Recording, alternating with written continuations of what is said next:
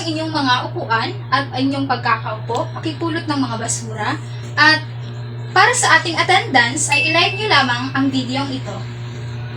Bago tayo dumako sa ating panibagong aralin, ano ang ating tinalakay nung nakarang araw? Tama, ang paghahanda ng kagamitan sa tanaw dinig, na kung saan ang layunin ay mapadali at maging kawili-wili ang pagkatuto ng mga mag-aaral.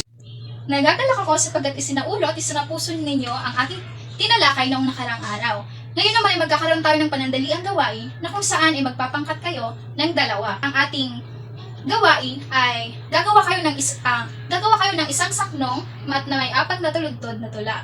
Na kung saan ang unang pangkat ay gagawa ng tula na naglalarawan sa katangian ng guro, at ang isang pangkat naman, o ang pangalawang pangkat naman, ay gagawa ng tula na nagpapakita ng kilos ng mga mag-aaral. Naunawaan ba? Magaling! Ngayon ay gumawa na kayo ng inyong mga tula. Bibigyan ko lamang kayo ng 5 minuto. Gusto ninyong gumawa ng tula, ay babasahin nyo ito ng malakas. Naunawaan ba? Magaling. Magagaling ang inyong mga ginawang tula. Ang inyong ginawang tula ay may kinalaman sa panibago nating aralin, ang lunsaran. Ang tula bilang lunsaran sa paksang pang-uri at tula bilang lunsaran sa paksang pandiwa. Naunawaan ba?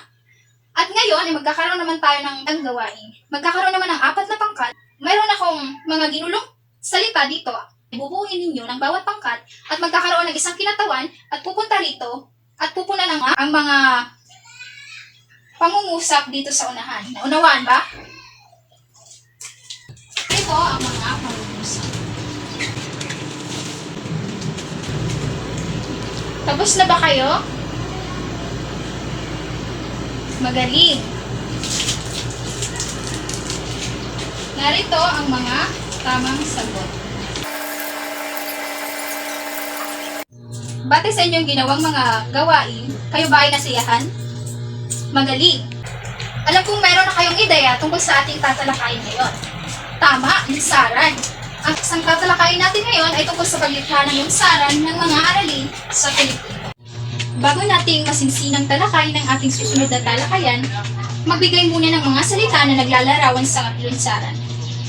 Tama, kapanapanabik, kawili-wili at nakakaganyak. Narito ang mga pagpapakahulugan ng lunsaran. Ang lunsaran ay ang paglalahad ng aralin sa isang kaparaan ng kawili-wili, nakakaganyak, nakakatawag ng pansin, ay napakahalagang bagay. Sa paglalahad ng aralin, hindi lamang basta-basta pagtuturo ang pinagtutuunan ng pansin ng guro. Pinagtutuunan niya rin ng pansin kung paano natututo ang mga mag-aaral.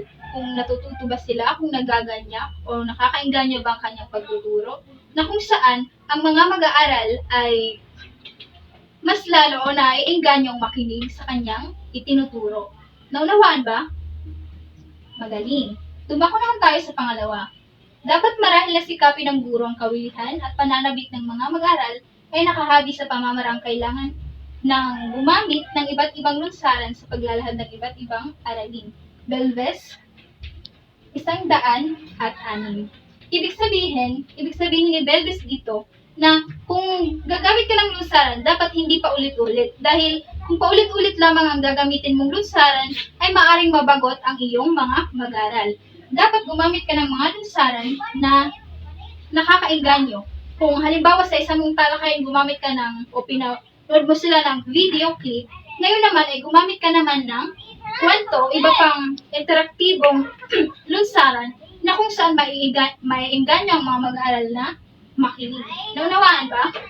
Magaling. Tumungo naman tayo sa pangatlo, ano bang bagay na nagsisilbing gabay sa pagpapakilala ng bagong aralin?